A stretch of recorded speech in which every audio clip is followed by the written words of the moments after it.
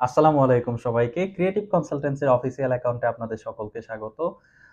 আজকে আমরা বাংলাদেশি স্টুডেন্টদের ২০২৫ সালে এমবিবিএস পড়ার জন্য কোন কান্ট্রি বেস্ট হবে বা কোন কান্ট্রিতে যাওয়া যায়, কেমন বাজেট লাগতে পারে সে ব্যাপারে ডিটেইলস ডিসকাশন করব। সো ফার্স্ট অফ অল যারা বাংলাদেশে মেডিকেল অ্যাডমিশন টেস্টে পাস করেছেন আপনাদের সকলকে অভিনন্দন। You will be the future doctor here in Bangladesh. আর যারা আপনাদের বাংলাদেশে পাস মার্ক আসেনি বা প্রপার বাজেট হচ্ছে না বাংলাদেশে স্টাডি করার জন্য বা বাংলাদেশ থেকে বেটার বাজেট আছে, বেটার কোনো কান্ট্রি চাচ্ছেন বাংলাদেশ থেকে, সো আপনাদের জন্যই আজকের এই ভিডিওটি। So first of all Bangladesh থেকে নর্মালি এমবিবিএস পড়তে কোন কান্ট্রিগুলোতে স্টুডেন্টরা যায়? সো অন এভারেজ একটা কান্ট্রির লিস্ট যদি আমি বলি, এদের মধ্যে থাকে হচ্ছে Malaysia, Hungary, Kyrgyzstan, Russia, Kazakhstan, Uzbekistan, China, মিশর, এই কান্ট্রিগুলোতে ম্যাক্সিমাম টাইম স্টুডেন্টরা পড়তে যায়।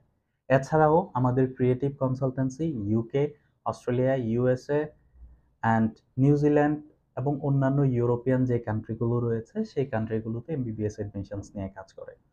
সো চলে আসি সবচেয়ে বেশি এমবিবিএস পড়তে যাওয়া কান্ট্রির ব্যাপারগুলো নিয়ে কথা বলতে। ফর এক্সাম্পল চায়না, কারেন্টলি চায়নার সিচুয়েশন অ্যান্ড আদার্স কন্ডিশন চিন্তা ভাবনা করে China is a good destination to go for study MBBS.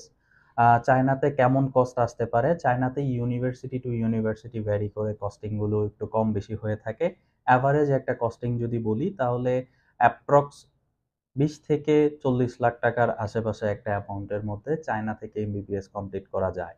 Russia, রাশিয়াতে বাজেটটা চায়নার থেকে একটু বেশি কম্পেয়ার টু চায়না। রাশিয়ার বাজেট একটু বেশি হয়ে থাকে, অল্প কিছু পরিমাণ বেশি হয়। এছাড়া পরবর্তীতে আসি যদি কিরগিজস্তান, কাজাখস্তান, উজবেকিস্তান, তাজিকিস্তান, এই যেই কান্ট্রিগুলো রয়েছে, সো এই মিডল এশিয়ার যেই কান্ট্রিগুলো রয়েছে, সো এই কান্ট্রিগুলোর বাজেট অ্যাপ্রক্স সিমিলার।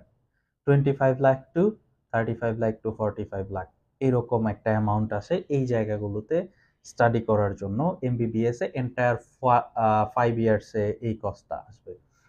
এছাড়া পরবর্তী যে সেগমেন্ট সেটা হচ্ছে আমাদের আপার রেঞ্জ বলা চলে বা একদম টপ নচ এডুকেশন কোয়ালিটি যে কান্ট্রিগুলো প্রোভাইড করে, লাইক মালয়েশিয়া, হাঙ্গেরি, এই কান্ট্রিগুলোতে অপশনস আছে। So compare to others country Malaysian education কোয়ালিটিটাও ভালো এবং টিউশন ফিজও এখানে মোটামুটি এফোর্ডেবল টিউশন ফিজ অন্যান্য যে টপ র্যাঙ্কিং কান্ট্রিগুলো রয়েছে সেই কান্ট্রিগুলোর তুলনায়। মালয়েশিয়াতে মোস্টলি ম্যাক্সিমাম ইউনিভার্সিটিগুলোতে 1 কোটি টাকার মতো কস্ট আসে, বাট যেই স্টুডেন্টের ভালো রেজাল্ট রয়েছে ওদেরকে আমরা একটা স্কলারশিপ অ্যারেঞ্জ করে দিতে পারি। সেটা স্পেসিফিক্যালি আমাদের ক্রিয়েটিভ কনসালটেন্সির এন্ড থেকে স্টুডেন্টদেরকে প্রোভাইড করা হয়। সো আফটার স্কলারশিপ দেখা যায় যে 70 লাখের মতন একটা কস্ট চলে আসে এন্টায়ার 5 ইয়ার্সে।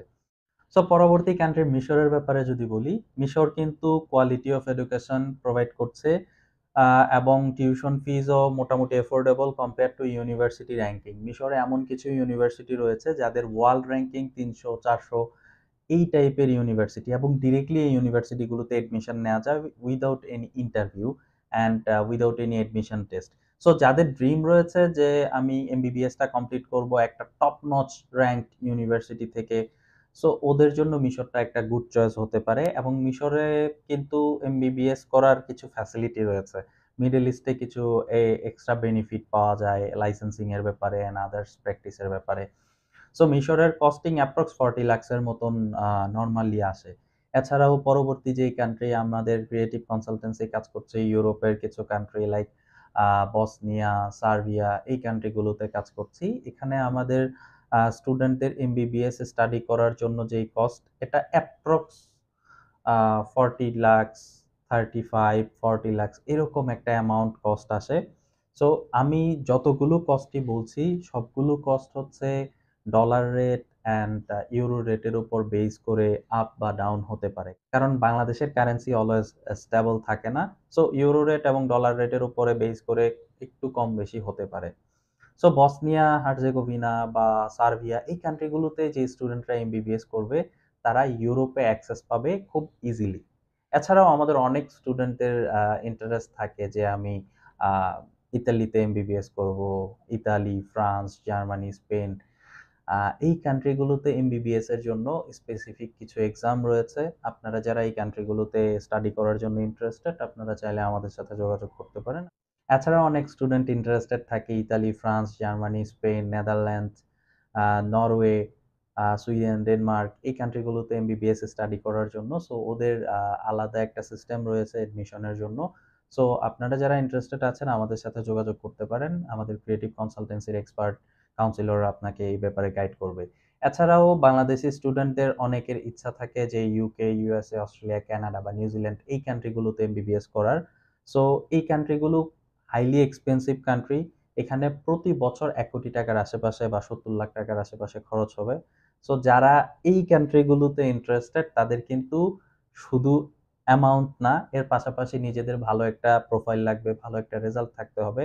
আমাদের ক্রিয়েটিভ কনসালটেন্সি ওই কান্ট্রিগুলোতেও এডমিশনের ব্যাপারে কাজ করছে। সো আপনারা যারা ইন্টারেস্টেড আছেন আমাদের সাথে যোগাযোগ করতে পারেন। এই ছিল একটা সামারি বাংলাদেশি স্টুডেন্টরা কোন কোন কান্ট্রিতে এমবিবিএস করতে যায় এবং কোন কোন কান্ট্রিতে কস্টিং কেমন।